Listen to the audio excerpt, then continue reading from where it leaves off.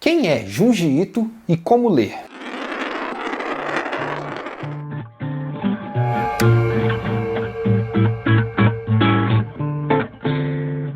Lembrando sempre, se você gosta desse tipo de conteúdo, dá uma curtida lá embaixo, no símbolo aqui embaixo também. E agora a gente vai aproveitar que nós estamos no mês de outubro, na nossa programação habitual das bruxas, vamos falar de um dos maiores autores de terror dos mangás japoneses, Junji Ito. こんにちは、ホラー漫画家の伊藤潤二です。私猫漫画も描いていまして。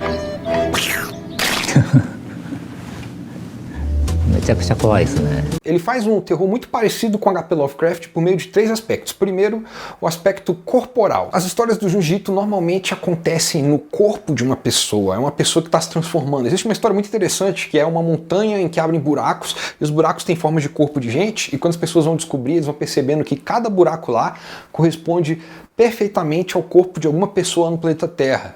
E aí eles entram no buraco e, bom, acontecem transformações corporais. Numa outra história, uma garota, a língua dela começa a virar uma lesma.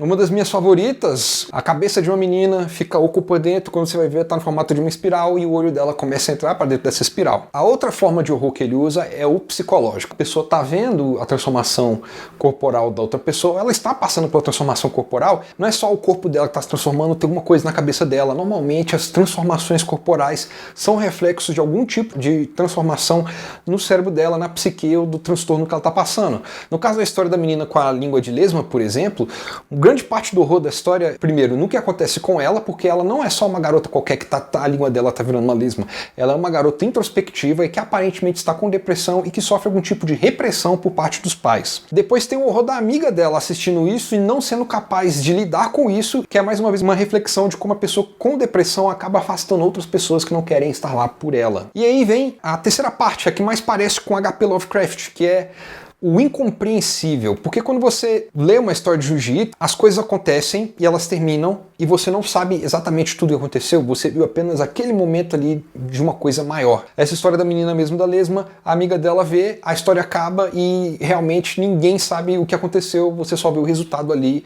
com a menina. Eu não vou falar o que acontece no final, é bem legal a história. Isso é muito interessante porque é algo que o H.P. Lovecraft trabalhava nas histórias dele, ele trabalhava com o incompreensível, a coisa que você, só de olhar, e ela era tão incompreensível que você ficava perturbado, porque tá além da nossa compreensão de mundo, de espaço, de tempo, de tudo. E aí o Junji Ito trabalha isso no visual, é uma história em quadrinho, afinal de contas, ele é um mangaka, ele constrói a história com uma coisa, no começo, muito simples, os personagens são pessoas comuns, o mundo é muito comum, ele tenta embasar muito na forma como funciona a sociedade japonesa. As linhas são bem simples, os traços são muito simples e não são exagerados, os olhos não são grandes, não tem as outras características de mangá, né, que tem normalmente cabeça grande, olho grande. Quanto mais bizarro, quanto mais grotesco, quanto mais fora do comum, mais detalhada vai ser a coisa. E aí ele vai fazendo a transformação aos poucos. Primeiro você sabe que o personagem do Junji Ito está começando a ter algum tipo de problema, algum tipo de preocupação, algum tipo de deturpação, quando ele começa a ter sombras, porque ele começa a ter olheiras e aí tem detalhes demais na olheira do personagem, e eventualmente vai virar uma coisa super detalhada. O grotesco normalmente aparece nas páginas do Junji Ito de uma forma meio surpresa. É uma característica comum do terror.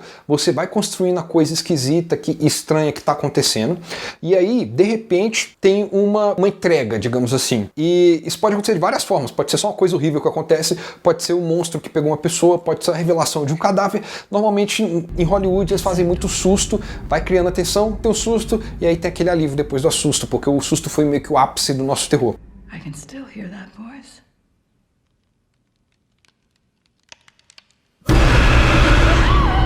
E aí no caso do Junji Ito, o que ele faz é, nós vemos os personagens ficando tenso, as imagens vão ficando cada vez com mais detalhes, são muitos quadros nas duas páginas que a gente está vendo aberta, e aí de repente nos dois últimos quadros nós vemos o personagem olhando para a coisa estranha, nós vemos a reação do personagem, viramos a página inteira, o desenho do grotesco. E é uma entrega, ele entrega desse jeito, na página grande, como se fosse um grande susto, uma grande entrega. Uma das coisas que o Junji Ito faz para contar as histórias dele é não ter protagonistas que tem ação. As histórias do Jiu-Jitsu, elas normalmente terminam de forma muito trágica. É um dos motivos pelos quais as histórias deles tendem a funcionar melhor em contos curtos, porque a coisa acontece e a gente viu e acabou.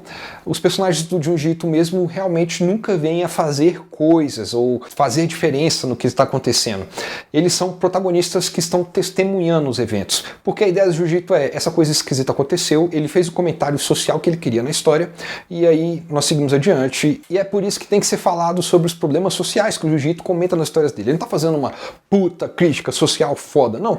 Ele conta a história, no caso dessa menina mesmo, a língua dela tá virando uma lesma, como a sociedade japonesa de alguma forma tá botando pressões nela. Ele tá, na verdade, querendo comentar como os pais colocam pressão nos filhos, como existe essa repressão. Grande parte do mal que acontece com ela nessa história não é necessariamente feito pela lesma, mas pelo pai dela tentando resolver o problema da lesma. Uma outra obra japonesa que me lembra muito o jeito do Jiu-Jitsu de contar histórias de terror é O Grito. A grande diferença é que O Grito, você sabe desde o começo, são dois fantasmas, uma maldição, então não dá exatamente muito medo, dá muito susto, mas não tem o grotesco, não tem aquela coisa que te perturba depois. Enquanto o Jiu-Jitsu existe não só pelo grotesco, mas ele também tem esse leve comentário nas histórias. Não querendo dizer, é claro, que as histórias do Grito não tenham algum tipo de mensagem. Toda história, do meu ponto de vista, tem mensagem. Só que o Grito tem a mensagem ali bem leve, conta muito sobre inadequação em outro país, mas é mais tipo uma piada, um comentário sobre como a gente não deve se sentir inadequado em outro lugar. E no caso do Jiu-Jitsu, não. O horror está refletindo diretamente no que ele está querendo discutir ali nas histórias. Lembra muito a Metamorfose do Franz Kafka. O cara virou uma barata e você não sabe por que ele virou uma barata, e é isso, ele tem todo o comentário, várias analogias sociais que você pode ver daquilo. É só para você pensar sobre isso. Como eu prometi no começo do vídeo, nós vamos dar algumas dicas de como ler Junji Ito. Vamos falar aqui de algumas obras principais dele. A mais famosa, é claro, é Uzumaki. É a história de uma cidade que de repente começa a ser deturpada por uma forma geométrica. É isso mesmo, uma espiral tá fazendo coisas esquisitas. Uzumaki tem um filme, não assistam, é muito ruim o filme, ele não é muito bem feito e eles não souberam adaptar direitinho o horror do Junji Ito. E Uzumaki tem livros grandes, é fácil de encontrar, tem para vender na Amazon, por exemplo. Infelizmente é muito caro, mas ele é contado em contos e aos poucos, quando você lê tudo, você entende a história completa da cidade. Como eu contei nas outras histórias, é contado de ponto de vista de dois protagonistas que não tem ação, é um homem e uma mulher, e eles estão assistindo e eles até trocam testemunhos deles, mas eles não conseguem fazer nada em relação ao que está acontecendo na cidade. Também temos que falar de Tomie. Não exatamente porque Tomie é muito bom, mas porque Tomie é provavelmente a obra mais adaptada do Junji Ito. Tomie tem cerca de 7 filmes, se eu não me engano. Eu li uma sinopse de cada um deles, não parecem ser muito bons. E a história de Tomie é a seguinte. Tomie é uma série de histórias em quadrinhos, várias, bem compridas, é que nem Uzumaki, que é um livro bem grosso. E ele conta a história de uma entidade, que é uma menina, muito bonita, adolescente, que ela tem o poder de fazer com que todo homem se apaixone por ela. E depois esse homem acaba matando ela, só que ela sempre volta à vida. E parece que a parte horrível é essa menina revivendo essa dor horrível de ser perseguida pelos homens, mas não, o horror dessa história na verdade é a perturbação que ela consegue fazer com os homens. A premissa não me interessa, mas tá aí, é uma das obras mais famosas do Junji Ito. Se você quiser ver, tem vários filmes além dos livros. Pelo que eu vi, os filmes não são bons. Vai pelo livro, lê uns 2, 3 contos, se você achar legal, continua lendo. Se você não achar legal, passa adiante, porque tem outras coisas muito legais dele para você ler por aí. O Junji Ito tem uma coletânea de histórias publicadas no Brasil chamada de Fragmentos do Horror. Também é um livro bem grosso, mais ou menos da grossura do Uzumaki, só que vale muito mais a pena você ler ele do que os outros, na verdade, porque as histórias não têm continuidade. Como eu disse antes, os contos do Junji Ito funcionam melhor quando eles são curtos, porque é aquele horror, passou, você vai pro próximo. Você não fica sentindo uma repetição muito direta, porque você não está vendo o mesmo horror de novo, de novo. No Uzumaki você vai ver o mesmo horror de novo, de novo. A Tomie você vai ver o mesmo horror de novo, de novo. É muito mais interessante, eu acho. Dizem, inclusive, que é a melhor forma de começar a ler é por essa coletânea. E para finalizar, tem uma adaptação agora em anime do Junji Ito chamado Junji Ito Collection. Chegou agora no Crunchyroll, tem tradução para o Brasil. Tem o primeiro episódio de graça completo no YouTube. Eu ainda não assisti, mas a maioria das críticas de pessoas que são fãs do Junji Ito dizem que ele é péssimo, terrível, que eles não souberam adaptar a linguagem para a linguagem de anime. Então se você for assistir, fique por sua conta e risco.